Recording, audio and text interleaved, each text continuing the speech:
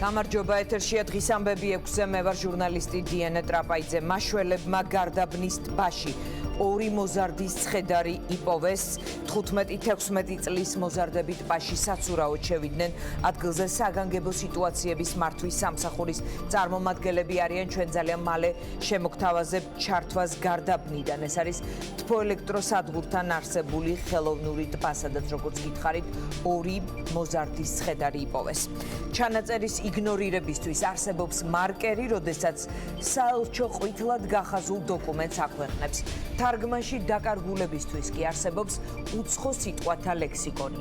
პაუზა თუ გაჩერება რა წერია დოკუმენტში და რას ითხოვენ პარტნიორები ჩვენგან. ცოტა ხნის წინ კელი დეგნანმა მორიგი განცხადება გააკეთა. ამერიკის ელჩი ამბობს, რომ ახლა პარლამენტის უფლებამოსილებაა დროებით შეაჩეროს პროცესი, ვიდრე სასამართლო სისტემის რეფორმა სრულად არ განხორციელდება.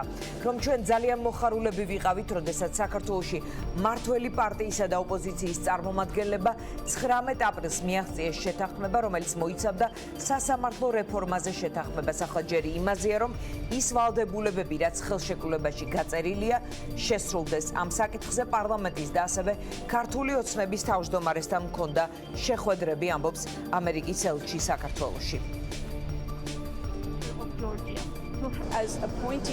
19 აპრილის შეთანხმებაში ძალიან კარგად არის წარმოჩენილი ის გზამკვლევი, რომლის მიხედვითაც ეს ვალდებულებები უნდა შესრულდეს, რაც გულისხმობს უვადოდ მოსამართლეების განწესების დროებით შეჩერებას.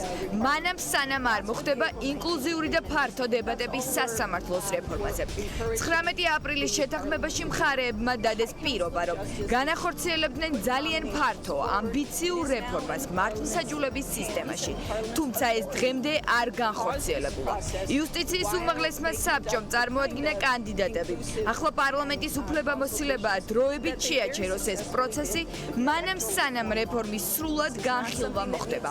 ეს რა თქმა უნდა სასარგებლო იქნება ქართველი ხალხისთვის და მთლიანად საქართველოსთვის.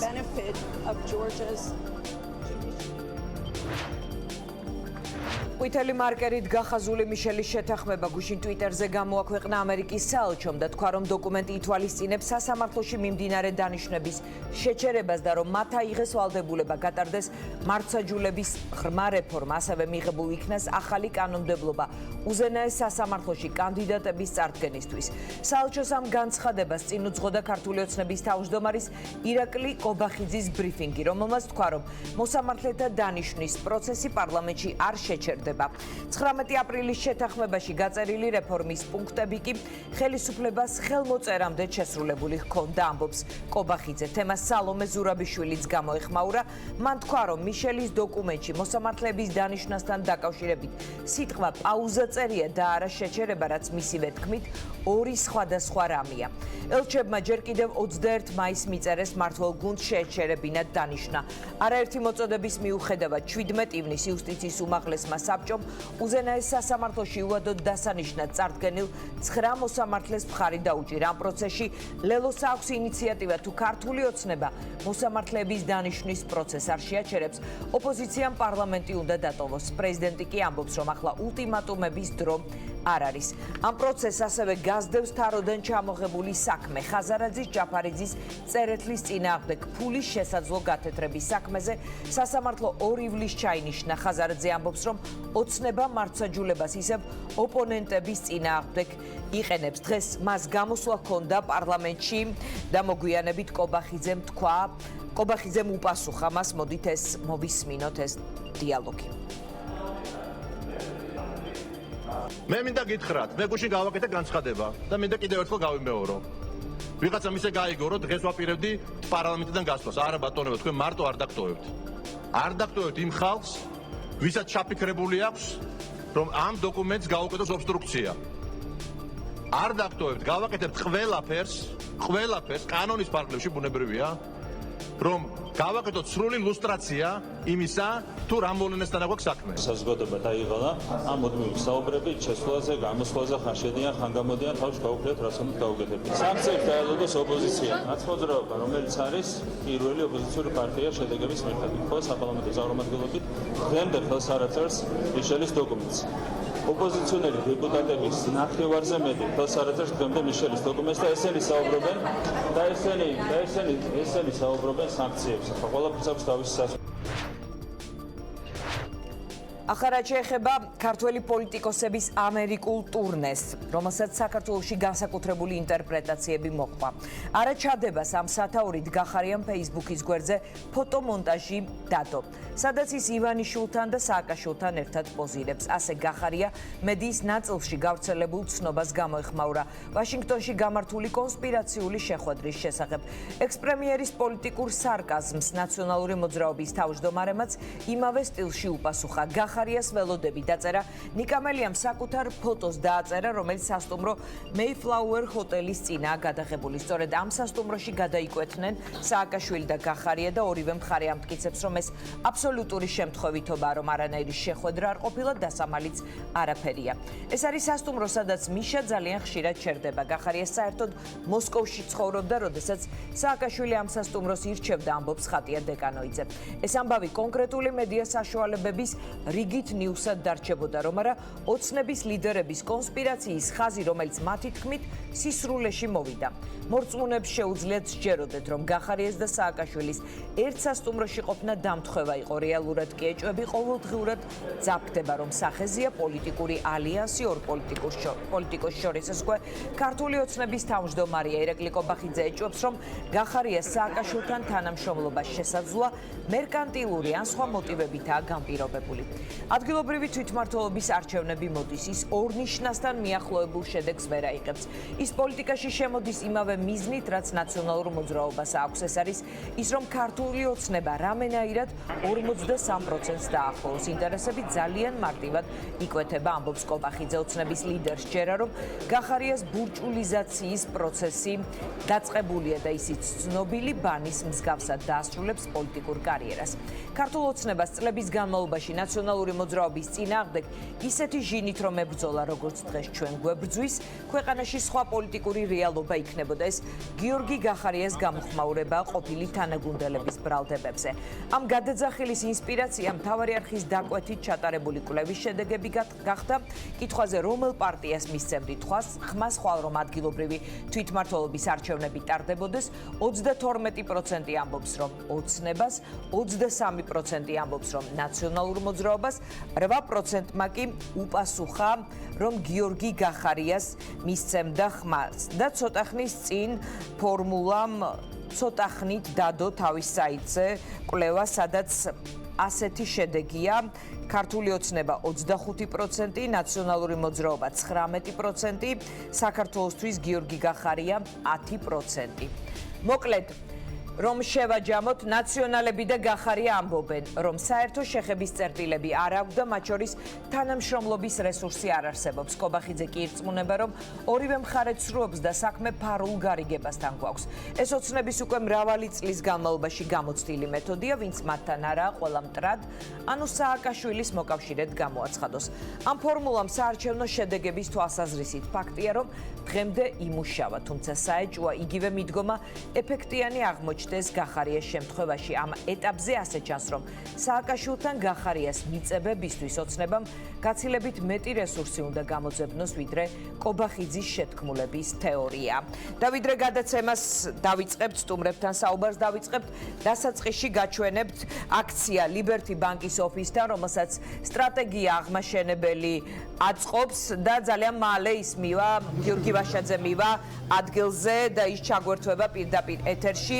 Liberty ბანკთან დაკავშირებით ცნობილია ამ პარტიის პოზიცია, თუმცა ასევე დღეს ალეკო ელისაშვილი სოციალურ ქსელში წერს, რომ ფაქტობრივად მიღწეულია Liberty ბანკთან შეთანხმება. Liberty ბანკიც აქვეყნებს განცხადებას, ცოტა დაგვიანებული ხომ არ არის, ან რას ემსახურება აქცია, რომ Liberty ბანკი პენსიონერებს ძარცვავს, შეწყვიტეთ ძარცვა. ეს არის ლოზუნგი, რომლითაც ვაშაძე მონაწილეობს ღონისძიებაში. ჩვენ შეგვიძლია მას გავესაუბროთ. ბატონ გიორგი, მოგესალმებით. ცოტა ხნის წინ ალეკო ელისაშვილმა სოციალურ ქსელში დაწერა, რომ Liberty ბანკთან შეთანხმება მიღწეულია. თქვენი აქცია რას ემსახურება იქნებ გვითხრათ? ძალიან მარტივია, დიანა, ეს არის კიდე ერთი თაღლითობა Liberty ბანკის მხრიდან. რაზე არის შეთანხმება, რომ იანვარშიო ახალ ტენდერს გამოვაცხადებთო და ისევ მონოპოლიას დაუტოვებთ კონკრეტულ ბანკსო რა და ჩვენ რას ვითხოვთ თავისუფალი არჩევანის უფლებას ვერ შევამცირებთო სესხის პროცენტსო და პენსიონერებმა შემოსავლიანი ადამიანები უნდა დაიყენონ გარანტათო თუ მომავალში აიღებენ პენსიასო ეს არის კიდე ერთი თაღლითობა და უნამუსობა უბრალოდ რასაც ლიბერტი ბანკი აკეთებს ჩვენ ვიბრძოლებთ ბოლომდე პენსიონერების უფლებებისთვის მე გავაცხადე კიდეც რომ ერთია საკანონმდებლო ინიციატივა მეორეა საკონსტიტუციო სარჩელი და მოუწევს კაპი გამზარალის ანაზღაურება დღეს პენსიონერები იხდიან პენსიონერები დევნილები შეზღუდული შესაძლებლობის მქონე პირები უსამართლოდ მაღალი სესხის პროცენტს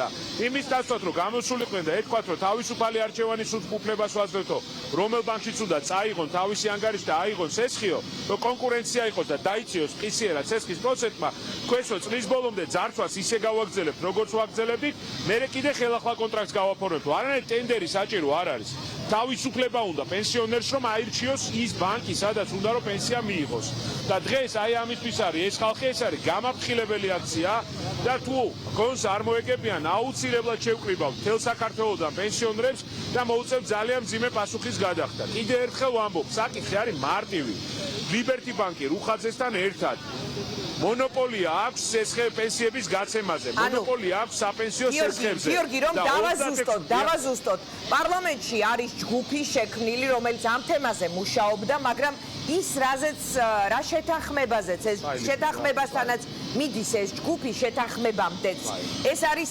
არასაკმარისი გიორგი გესმით ჩემი ხმა დიახ ეს არა თუ არასაკმარისია ეს არის ფარსი დიანა რა ეს ყველაფერი წამოიწყეს იმიტომ რომ ჩვენ წინასაარჩევნოდ გქონდა 80,000 ხელმოწერა შევაგროვეთ დიანა ამ მოთხოვნით პენსიონერებისგან აი ხელთ მაქვს მე ჩემი წინასაარჩევნო ბუკლეტი რომლითაც ვპირდებოდი პენსიონერებს ყველა შეუძლია წაიკითხოს რომ სესხის პროცენტი უნდა გაიაფებულიყო როგორც კი დამთავრდებოდა ლიბერტი ბანკის მონოპოლია შესაბამისად ამ ადამიანებმა როგორც ჩანს დაგეგმეს არ ვიცი ჩაითრიეს ეთყობა ელისაშვილი ამაში და ატყუებენ ამ კაცს და მე უნდა შეხვედრაზე მივსულიყავი მითხრეს და არც მითხრეს დღეს ისე გააკეთეს შეხვედრა ყოველგვარი გვერდის ავლით კი ბატონო არ არის პრობლემა მაგრამ ჩვეულებრივი არის კიდე ერთი თაღლითობა რატო გააკეთეს ეს 125,000 ლარი დაჯარიმებულია ჩვენი ახალგაზრდები ვინც აგროვებდნენ ამ საპენსიო სესხის პროცენტის შემცირებაზე ასე ვთქვათ ხელმოწერეს 80,000 ხელმოწერა გვაქვს შეგროვებული და ლიბერტი ბანკს ამის ეშინოდა დღეს რა თქვენ იცით ჩვენ ძარცვას გავაგზელებთო აი ეს არის ეს შეთანხმება და ესე ვერ გაგზელდება რომ ქვეყანაში იყვნენ ძარცველები და მილიონი ადამიანი იყოს გაძარცული 100 მილიონი ლარი მიაქვს პენსიონერების ჯიბიდან ყოველწლიურად უსამართლოდ მაღალია მითხარით საქართველოში პენსიონერების შეზღუდული შესაძლებლობის მქონე პირების და დევნილების გარდა ვინ იხდის 36% სასესხო მომსახურებაში არავინ ესეთი არ არსებობს არცერთი კატეგორია 400,000 ადამიანს აქვს 400,000-ზე მეტ ადამიანს აქვს აღებული აი ეს მონოპოლისტი ბანკიდან ლიბერტი ბანკიდან პროცენტი და შესაბამისად უწევთ პენსიონერებს შეზღუდული აი შეხედეთ ადამიანებს ვინც არის აქ მოსული შეზღუდული შესაძლებლობის პირები აგერ პენსიონერებით განან ჩემს გვერდით და უბრალოდ ძარცვავენ ამ ხალხს და ნამუსი არ არის ქვეყანაში ბოლოს იგებენ ისა პროცენტს 80 და წლებია ახდევინებენ ძირითანხა არ ეპარება ცალკე ვიკვლევთ იმ თაღლითურ სქემებს როგორც შეტენეს ეს სესხები და 3 წლის მანძილზე მარტო პროცენტს რო ახდევინებდნენ და თავი ფული რო არ დაუფარეს ეს ცალკე საკითხია და მიუყვებით ბოლომდე და კაპი და ავანაზღაურებია პირადად რუხაძეს იმ მოპარულ ფულს რომელსაც პარავენ პენსიონერებს მე ამბობენ რომ წინა ხელისუფლების დროს კონტრაქტიო რაში მაინტერესებს ძარცველები ყველამ პასუხი უნდა აგოს და ამას აუცილებლად გავაკეთებ ჩვენს თანაგუნდელებთან ერთად ბოლომდე ვიბრძოლებთ იმისთვის რომ გაწყდა კავშირი ჩვენ შევეცდებით დაუბრუნდეთ მე მინდა მაყურებელს ალეკო ელისაშვილის კომენტარით წაუკითხო ეს ორი პოლიტიკოსი არის განსაკუთრებით აქტიური ამ თემაზე ელისაშვილმა ცოტა ხნის წინ სოციალურ ქსელში დაწერა ვამბობდით რომ პენსიების ცესხებთან დაკავშირებით შედეგს დავდებდით და ეს დღეც დადგა დღეს საპარლამენტო სამუშაო ჯგუფთან შეხვედრაზე ლიბერტის ფლობელებმა და მმართველებმა დაადასტურეს რომ მზად არიან დაუყოვნებლივ გაწყვიდონ კონტრაქტი საპენსიო მომსახურებაზე და გადავიდნენ გარდამავალ რეჟიმში. კონტრაქტის მიხედვით პენსიონერების ბანკი კიდევ ერთ წელს უნდა მომსახურებოდა, მაგრამ კონტრაქტი ამოიწურება ახალი სატენდერო პირობების შემუშავებისთანავე. ბანკი არ მოსთხოვს კრედიტის დაფარვას გარდაცვლილი პენსიონერის ოჯახს, გრძელვადიანი სესხის თანხებს, რომელიც აწვებოდა, ასევე აღებული აქვს ცესხები, არა 36%-ს, არამედ გაცილებით დაბალ პროცენტში მისცემენ სესხებსო. როგორც ჩანს, როგორც მივხვდით, ეს შეთანხმება არ არის დამაკმაყოფილებელი ვაშაძისთვის და ის ამ წუთებში ლიბერტი ბანკთან მართავს აქციას. ჩვენ შემდეგ სტუმართან გადავალთ, მე იმედი მაქვს, რომ მინდოდა რამდენიმე შეკითხვის დასმა, მათ შორის დღეს ის იყო პირველი, რომელმაც გამოიტანა ინფორმაცია 2 ოქტომბერს არჩევნების დანიშვნასთან დაკავშირებით. ნათია მეზრუშვილი არის გახარიას გუნდიდან ჩვენი სტუმარი. 2 ოქტომბერი თუ ეს თარიღი დამტკიცდა, ვაშაძე ამბობდა დღეს სამუშაო ჯგუფის შეხვედრის შემდეგ, რომ ოცნება სურს 2 ოქტომბერს არჩევნების ჩატარება. ეს იქნება თუ არა თქვენთვისაც ხელსაყრელი თარიღი, თქვენ ახალი ჯგუფი ხართ, ახალი გუნდი ხართ და აქედან გამომდინარე შესაძლოა მოსამზადებელი დრო გჭირდებათ. მოგესალმებით დიანა, ჩვენ ძალიან აქტიურად ვემზადებით ადგილობრივი თვითმმართველობის არჩევნებისთვის, ხედავთ, რომ უკვე საკმაოდ ისეთი პროცესები მიდის პარტიაში, თბილისის ოფისთან ერთად ჩვენ უკვე აჭარაში გავხსენით ოფისი მომდევნო კვირაში და შემდგომში უკვე დაგეგმილია სხვა რეგიონებშიც ოფისების გახსნა და საკმაოდ სწრაფი ტემპებით მივდივართ წინ. ამიტომ როცა განისაზღვრება ეს თარიღი არჩევნების, ბუნებრივია ჩვენ ამ თარიღისთვის მზად ვიქნებით. ნუ საკმაოდ აქტიურად ამაზე ვმუშაობთ. ეს რა კომენტარი გააკეთა ბატონმა ვაშაძემ არ მომისმენია. არა, მან თქვა უბრალოდ რომ ოცნება გამოიკვეთა, რომ 2 ოქტომბერი არის მათთვის ხელსაყრელი დრო, რომ დაინიშნოს არჩევნები და ეს ინფორმაცია, თუმცა ჩვენ მზად ვართ და ამ პროცესისთვის აქტიურად მუშაობთ, ბუნებრივია. კი ბატონო, ახლა საინტერესოა ჩვენ შევეხეთ თემას, ეს არის გახარიას ვიზიტი ამერიკის შეერთებულ შტატებში და ქართული ოცნების ლიდერების განცხადებები ორი პოლიტიკოსის სიახლოვის შესახებ. იქნებ გვითხრათ, რა მოხდა რეალურად, რა შეგიძლიათ მოგვიყვეთ, ქონდათ უბრალოდ აღმოჩნდნენ ერთ სასტუმროში და ეს კარგი ძაფი იყო კობახიძისთვის, რომ რაღაც მისი ხაზი კონსპირაციის აეგო თუ აბა უფრო ხო, ნუ რეალურად რა მოხდა? რეალურად მოხდა ის, რომ ხელისუფლებამ გაავრცელა მორიგი ტყუილი, სამწუხაროა, რომ ამ პროცესში ერთ-ერთი მედია საშუალება აქტიურად იყო ჩართული, ძალიან სამწუხაროა ეს. მოხდა რეალურად ის, რომ საკმაოდ წარმატებული ვიზიტები აქვს პარტიას საქართველოსთვის ჯერ ბრუსელში, დამთავრდა მოგეხსენებათ, ამჟამად გრძელდება ვაშინგტონში.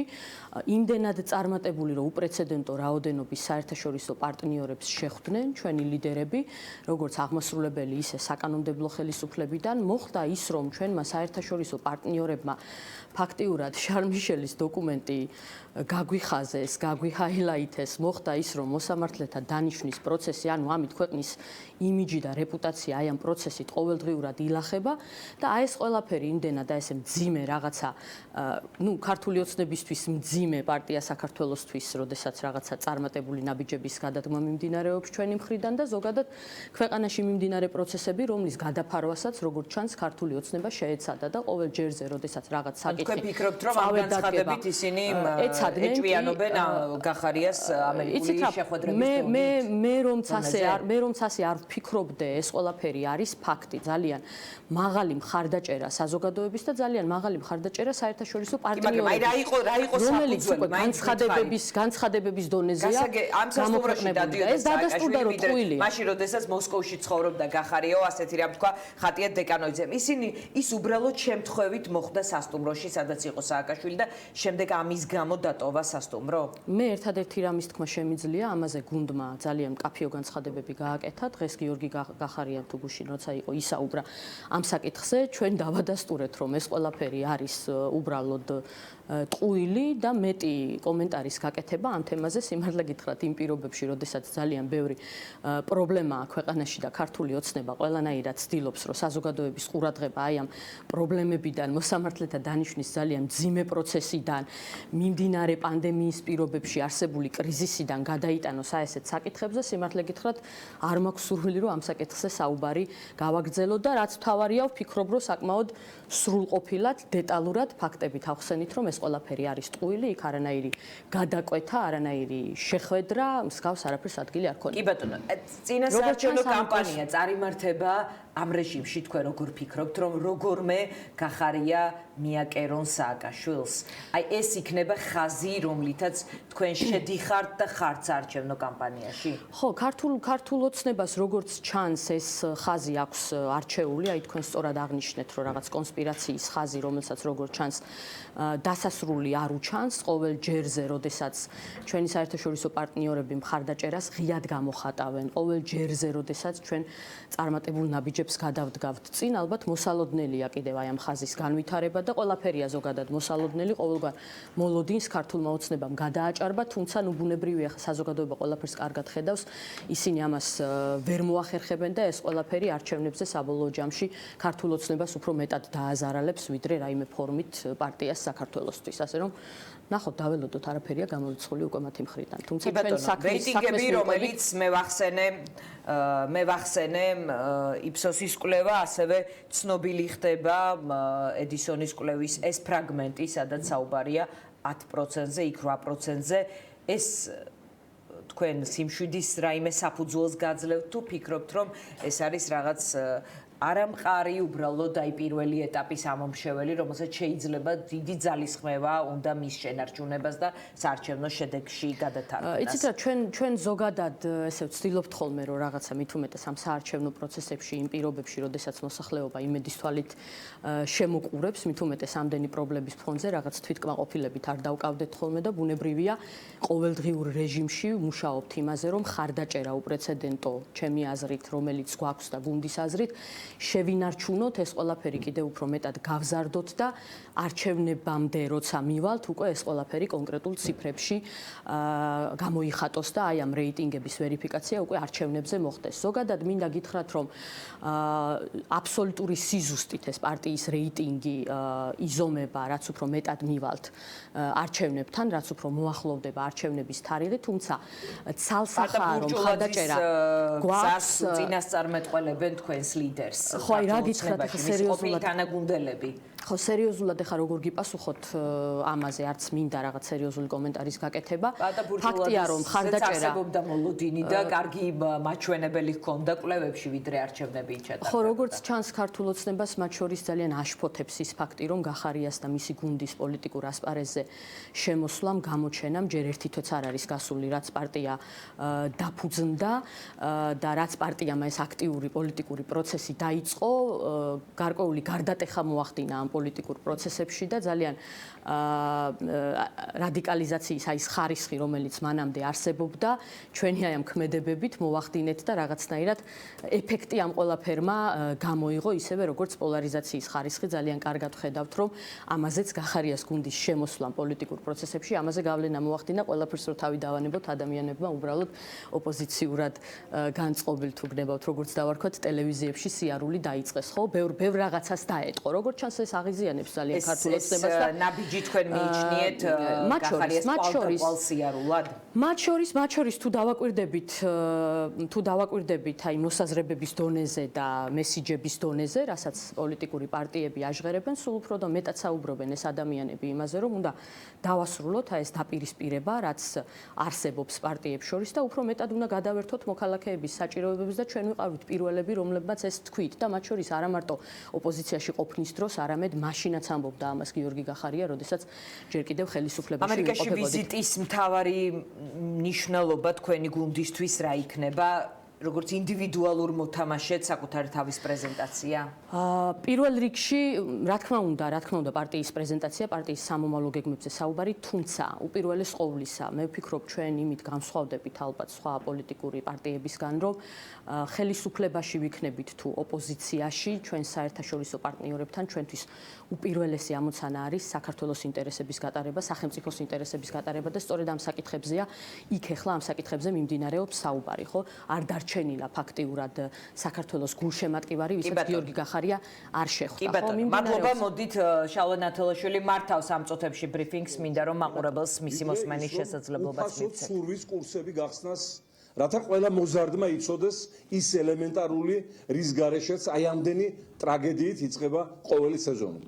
ახლა პოლიტიკურ ტრაგედიაზე გრძელდება ლეიბორისტული პარტიის აკრძალვის დაწყებული პროცესი, აი ამ წუთში პარლამენტი ეგრეთ წოდებული იხილავს მეორე მოსმენის თურმე, ჩვენ არ ვიცოდით, ლეიბორისტული პარტიისათვის საარჩევნო კომისიის წევრთა წართმევის საკითხს.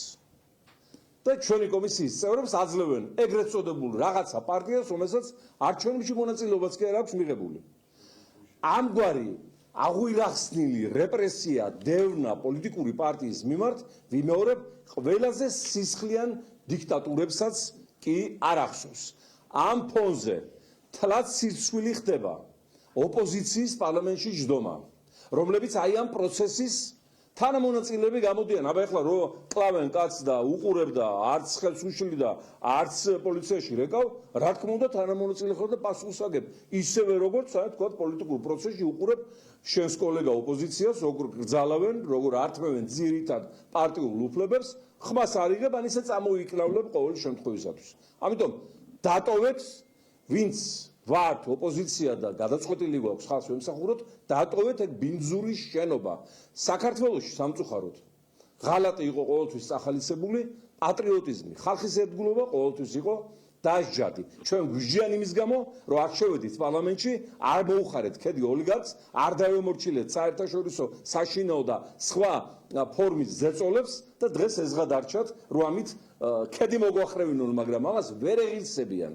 ჩვენს ქედუხრერ ხალხთან ერთად დავრჩებით და იმედია აი სული მებრძოლი, რომელიც დარწმუნებული ვარ, შემორჩენილი გვაქვს და ჩვენი მაგალითიც ამას ადასტურებს, რომ არ ვემორჩილებით, მიუხედავად იმისა, რაც არ უნდა დაგსვაჯონ და გვდევნონ, აი ეს ყველაფერი გადმოიღვრება ძალიან დიდ გამარჯვებად და ჩვენ წავლეკავთ ამ სიბინძურეს, რომელიც ჩვენს გზაზე აღმართულა გველეშაპად.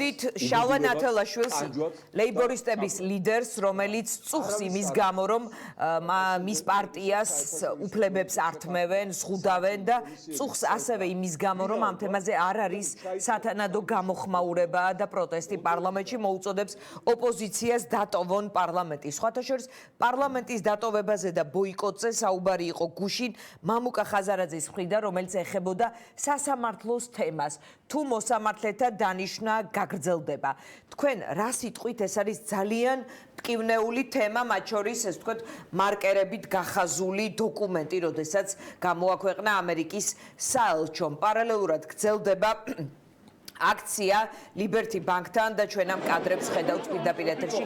ნათია, გისმენთ, რამდენად არის ეს სასიცოცხლო თემა და რატომ არის ასეთი მნიშვნელოვანი ოცნებისთვის, მართლობის მეორე ვადის, მესამე ვადის დასაწყისში, რომ აი ყველა ტიპის რეპუტაციული ზიანი ან კაცრი განცხადება აიტანოს ამის ფასად.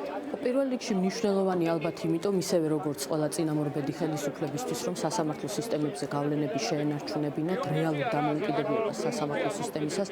ამდენი წლის მანძილზე ჩვენ ვერ მივაღწიეთ, ბევრი მიმართულებით განვითარდით, მაგრამ ამ ნაწილში ისევ და ისევ ამდენი რეფორმის ტალღის მიუხედავად პრობლემები დაგვრჩა. სასიცოცხლოა იმდენად, რამდენადაც ეს არ არის ახირება ვიღაცა პოლიტიკოსის, ხო, ვიღაც ნათია მეზრიშვილის მაგალითად. ეს პირდაპირ უკავშირდება ეკონომიკურ კეთილდღეობას, უცხოური ინვესტიციების მოზიდის თემას, ადამიანის უფლებების დაცვას, ქვეყანაში კრიმინალის ზრდას და ზოგადად ამ მიმართულებით მდგომარეობას, ანუ პირდაპირ უკავშირდება ჩვენი მოქალაქეების საჭიროებებს. ამიტომ ეხლა სასიცოცხლოდ მნიშვნელოვანია, რომ ბოიკოტის ნაცვლად და ჩვენ ესეთ რადიკალურ ზომებს ზოგადად არ ვემხრობით, მივაჩნია, რომ ის მანდატი, რომელიც ჩვენ საზოგადოებამ მოგვანიჭა პარლამენტში იქნება, ის თუ სხვა ტრიბუნიდან უნდა გამოვიყენოთ, გაძლიერდეს საერთაშორისო ზეწოლა, რომ შეთანხმება შესრულდეს და პირველ რიგში ხელისუფლებას, რომელსაც პასუხისმგებლობა შესაძლებლობა ეკისრება ამ შეთანხმების პირველ რიგში შესრულებაზე დროულად შეკრიბოს ოპოზიციის წარმომადგენლები, არასამთავრობო სექტორის წარმომადგენლები და დაიწყოს ის ინკლუზიური პროცესი სასამართლოს რეფორმირების და პირველ რიგში